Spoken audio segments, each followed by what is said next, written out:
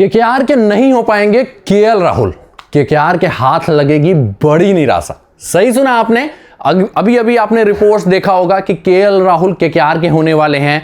KL Rahul को कप्तानी का ऑफर दिया गया है केकेआर के द्वारा और केकेआर ट्रेड करना चाहती है केएल राहुल को दिल्ली से केकेआर में। ठीक है, ये रिपोर्ट्स आपको दिखेगा, लेकिन मैं आपको सीधे सीधे बोल दे रहा हूं कि केएल राहुल केकेआर के नहीं होंगे। तो आखिर मैं क्यों ये बोल रहा हूं, देखेंगे इस वीडियो में। नमस्कार दोस्तों, मैं हूं आपका फेवरेट सिद्धांत त्रिपाठी और इस वीडियो में हम बात करने वाले उन कारणों की जिसके कारण केकेआर केएल राहुल को नहीं ले पाएगी। तो स्टार्ट करते हैं वीडियो, लेकिन उससे पहले क्या करना है, वीडियो कर देना है जल्दी से लाइक और शेयर। आप लोग का प्यार और समर्थन मिलता रहता है तो काफी अच्छा लगता है। उसके अलावा जो भी नए यूजर्स हैं, चैनल सब्सक्राइब करके बेल का आइकन जरूर प्रेस कर दीजिएगा, जिससे आप लोग को टाइमली नोटिफिकेशन मिलता रहे।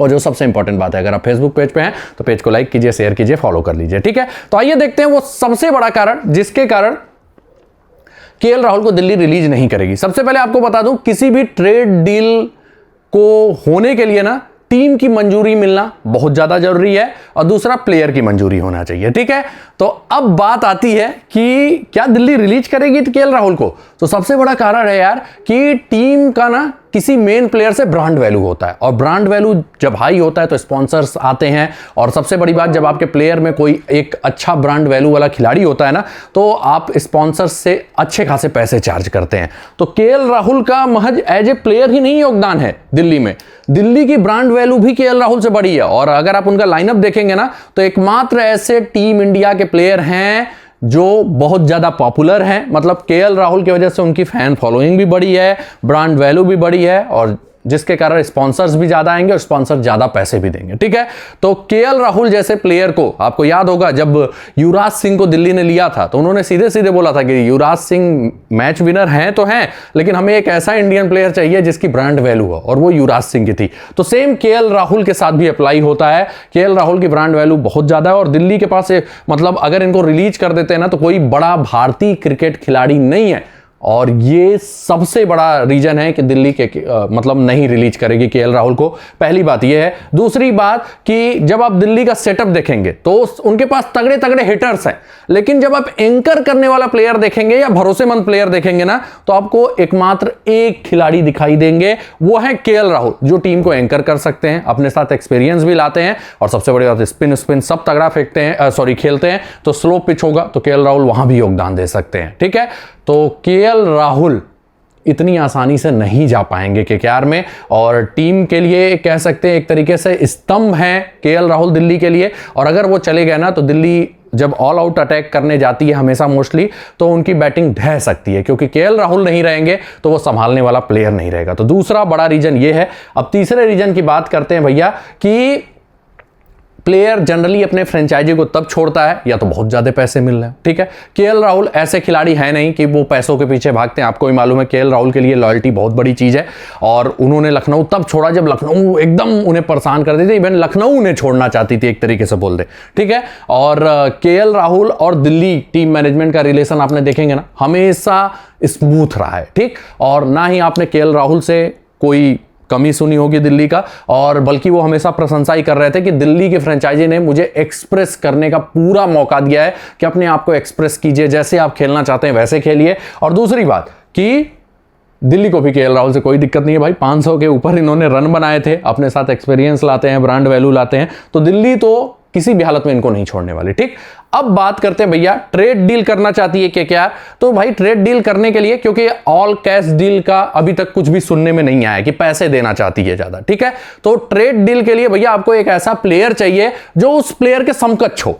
तो जब आप केकेआर के लाइनअप इस समय देखेंगे ना, तो देखिए केकेआर कुछ प्लेयर्स को तो एकदम नहीं छोड़ने वाली, नरेन को नहीं छोड़ेगी, रसेल को नहीं छोड़ेगी, वरुण चक्रवर्ती को नहीं छोड़ेगी।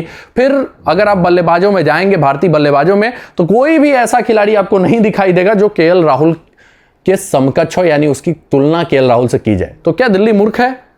केएल राहुल निराश नहीं है उस टीम से, तो क्यों जाएंगे केएल राहुल? तो केएल राहुल भैया नहीं जाने वाले, ये लिख के ले लीजिए। और साथ ही साथ दिल्ली को ऐसा कोई प्लेयर भी केकेआर में नहीं मिल पाएगा कि वो ये डील करें। ठीक है, तो ये बात भी ध्यान देना। और इवन दिल्ली के पास तो प्रॉब्लम थी कि उनको कई प्लेयर्स में कंपटीशन था, कई प्लेसेस पे वो अच्छे प्लेयर्स को नहीं रख पा रहे थे। नटराजन इंजरी होने के बाद जब सही हो गए उसके बाद भी प्लेइंग 11 में नहीं आ पा रहे थे। कई बल्लेबाज उनके पास अच्छे थे जो नहीं आ पा रहे थे, और अगर वो फिट हो जाते कुछ बल्लेबाज जो लास्ट सीजन नहीं खेले, तो दिल्ली के पास खुद ही प्रॉब्लम है। तो वो किसी भी ऐसे केकेआर को प्लेयर को नहीं लेने वाले जो एवरेज हो, और केएल राहुल को वो देते। ठीक है, पांचवा जो है कि भैया जो लोग बोल रहे हैं कि कप्तानी इसमें सबसे बड़ा हाथ निभाएगी, लेकिन आपको बता दें राहुल ने पिछले सीजन ही बोल दिया था कि उन्हें कप्तानी की कोई लालसा नहीं है। वो एज ए प्लेयर ज्यादा योगदान दे पाते हैं, प्रेशर में नहीं रहते हैं। तो अगर कप्तानी नहीं भी मिलती है तो राहुल को उससे कोई दिक्कत नहीं है। और राहुल बहुत ही लॉयल बंदे हैं। पहली बात, हार्दिक पांड्या जैसे चले गए मुंबई में, लेकिन राहुल वैसे बंदे नहीं है। ठीक है,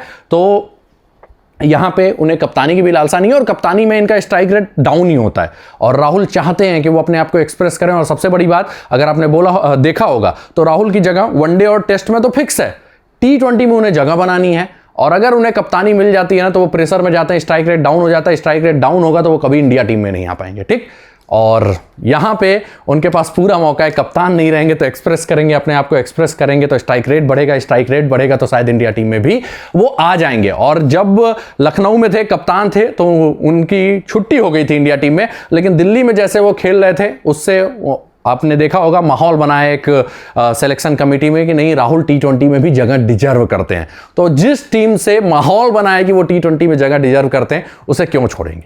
तो कारण बहुत ही वाजिब है, और मैं आपको श्योर बोल रहा हूं कि राहुल केकेआर के नहीं हो पाएंगे। और मैं चाहता हूं केकेआर की टीम मजबूत हो, मैं केकेआर का बहुत बड़ा फैन हूं, लेकिन I am sorry KKR fans कि राहुल नहीं होने वाले। ये दुख की बात है, लेकिन केकेआर के राहुल नहीं हो पाएंगे। आप कमेंट करके बताइएगा कि क्या राहुल हो पाएंगे केकेआर के।